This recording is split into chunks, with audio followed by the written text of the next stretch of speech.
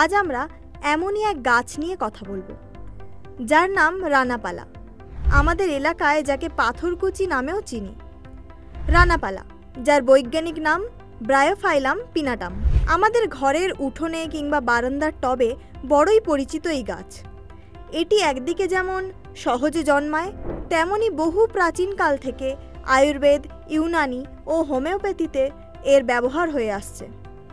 Bharat, Nepal, Pakistan, Madagascar এমনকি আফ্রিকার বহু দেশে এই গাছ পাওয়া যায়।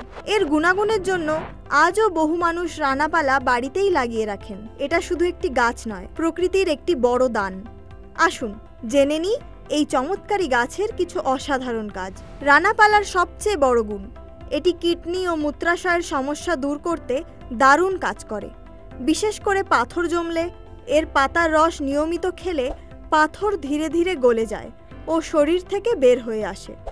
ডায়াবেটিসের রোগীদের জন্য পাথরকুচি সত্যিই আশার আলো হতে পারে। এটি রক্তে শর্করার মাত্রা নিয়ন্ত্রণে রাখতে সাহায্য করে, ফলে ইনসুলিনের উপর নির্ভরতা কমে যেতে পারে।